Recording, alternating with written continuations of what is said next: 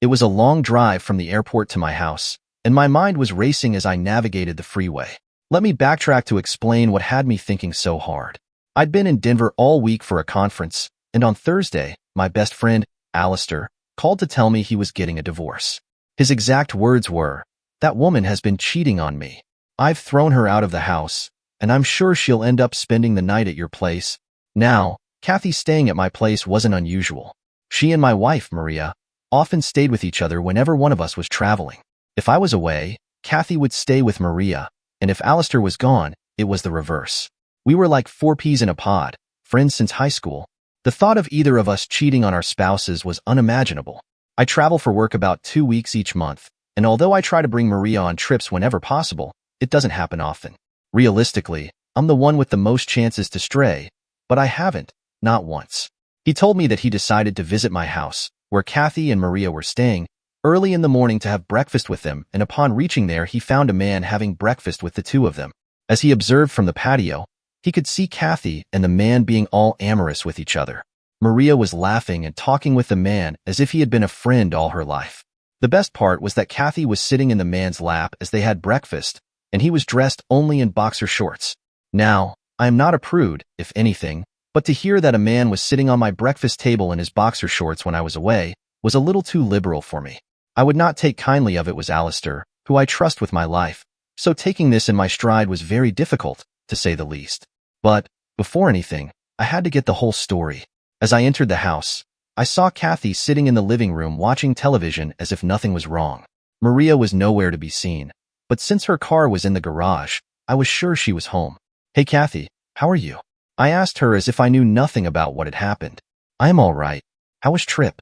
"Maria is in the shower, and she should be down shortly." I sat down on the couch and took my shoes off. "How is Alistair?" "The a-hole has not called me the whole week. We were to play golf this weekend. Do you know if it is still on?" Kathy answered my question vaguely. "If he has not called to cancel it, I am sure it must still be on." Maria came down shortly and surveyed the situation before welcoming me and asking me if I wanted breakfast. As we went to the kitchen, Maria told me that Kathy and Alistair had a fight due to some misunderstanding and Kathy would be staying with us till Alistair came to his senses. "He better come to his senses," I said and whipped out my cell phone. I dialed Alistair and asked him to come over. He protested at first, but when I insisted, he agreed. You see, he has implicit faith in me too. After keeping the phone down, I finished the breakfast. Maria, meanwhile, had gone to the living room, and I could hear an animated discussion going on there. As I stepped into the living room, I could see that Kathy was on the verge of crying. Maria turned to me and said, "You should not have called Alistair. Kathy is not sure if she is sure to face him. It is not our place to meddle in their affairs." "I am not meddling in their affair. When you took Kathy in after Alistair threw her out, it was out of concern. What I am doing is also out of concern. After all, it is only a misunderstanding. I am sure that we will all be having a laugh about this before the day is over," I retorted. Just then, the doorbell rang and I opened the door and asked Alistair to come in. As he entered the living room, Maria and Kathy stood up. As we settled, I asked Alistair what the misunderstanding was. The only misunderstanding that I know of was in the mind of Kathy. Kathy misunderstood how I would react after learning that she has been hanging horns on me for about a year. Come on, don't be crazy. Kathy would never do such a deceitful, disgusting thing ever in her whole life. I was going to milk the occasion as much as I could. Kathy could use some comeuppance now. You remember how she reacted when you had a dance with the busty blonde when we were on vacation in Hawaii? Someone who has such low tolerance for a third party would never be a party to a cruel and hurtful thing. Moreover, I continued, Maria would nip it in the bud even if Kathy had such an idea. Maria would not just sit around and watch as your dreams are trampled and the lives of your children are set adrift on a leaky boat in a stormy sea. I turned to Kathy. "Why aren't you saying something?" Alistair interjected. "How will she say anything, Ben? I have evidence. I have photographs of her sitting on the lap of man wearing a boxer short." He took out his cell phone and showed me the first picture. "This is my house." I thundered for effect and turned towards Maria. "Will you let me know what misunderstanding has caused Alistair to throw Kathy out?" Maria stood quietly. She had no answer to offer. "Where were you while this was going on?" "She was right there, talking to them and serving them breakfast," Alistair informed. "And where was your stud?" I asked Maria. She gasped as her eyes widened. She suddenly realized my line of thinking and spoke up, "There is no one. Believe me, Ben, I have never ever been with another man. I could never cheat on you." I respect you too much and love you too much to do anything like this. It was only Kathy who used to have her lover over, and believe me that I protested. I could not rat on my best friend, so I kept quiet. I have no reasons to believe you. Even if I do believe you, why should I live with someone who condones such blatant disregard for marital vows? I looked at Kathy, who was crying hysterically, and then at Maria and said, I hope you have a third friend who is more accommodating because tonight neither of you are sleeping in this house. I am not saying that it is end of the line for my marriage, but it does look like it. Kathy, I hope and pray that Alistair never so much as looks at you again. He is young, and he will have no problem finding a suitable person to spend his life with. Even you will be able to find a man who believes in open marriage, if this stud of yours doesn't work out. Now, it was the turn of Maria to shed some tears. Alistair and I will be at the golf course till 4 in the evening. When we return, you better be gone, with this cheater. So, this is it? You would not even ask for the reason why I cheated? Kathy asked. Will it make any difference, Kathy? What is lost, and that is my trust in you and my trust in my ability to keep you happy. Do you really want to have a husband who will be checking on you every single moment of your life? I know you will say right now that you will not mind it, but in a few years when your guilt will be lesser, you will feel caged, and my mistrust would make you run away. Let's break it clean so that I can move on. Kathy and Maria stood speechless as we walked out. Maria must have been wondering what hit her. If she had actually not cheated, the price she was about to pay for a character flaw was enormous. Let's check the story from Maria's side. I sat wondering what just happened. I had done nothing wrong. I was not the one who was cheating. How could this happen to her? All that I am guilty of was supporting my friend at a time when I should not have. As I packed my overnight bag, my heart was breaking. Never in 1,000 nights did this dream come to me that I would be in a situation as hopeless as this. There was no doubt in my mind that the marriage would survive if Ben gave me a chance to explain things. However, survival of the trust and ease in the marriage was under severe doubt. Kathy was no help in the state that she was. I had to decide where to go, and I decided on a small motel, not too far from my house. It was a nice, comfortable motel, but sleep was far from my eyes. I just kept crying thinking about how stupid I had been. While I was not very enthusiastic about Kathy cheating on Alistair, I had gone along after Kathy convinced me that she was still in love with Alistair and was doing it just for a little thrill. The rationale did not go well with me, but I strung along because I would not dare to let Kathy meet Simon at a motel where the chances of her getting caught and hurting Alistair were more. I could of course think of a million reasons why Ben would not trust me. I had, after all, been hiding such a big secret from him. I was an accessory to the adultery and would be tried such in the court of life. I had no clue what would happen to me. We have no children and Ben has no reason to stick with me if his faith is shaken. I know Ben better than anyone in this whole wide world. For him, words like loyalty, honor, love, promise are not just words. They are the basics on which a man's dignity rides. He would never give you a false word, and he would never deceive anyone. My straight as an arrow Ben would look at this incident as a betrayal of his belief in me, and also that of Alistair. In the morning, I tried calling Ben, but he never picked up the phone. For me, it was imperative that I got hold of him. I called up his office only to be told that he had taken a week's leave and was away from the town.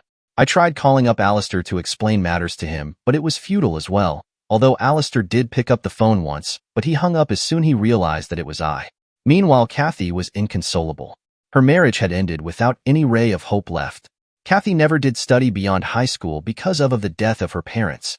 Being all alone in the world after their death, she was taken care of by Alistair's parents, who were not too rich to begin with.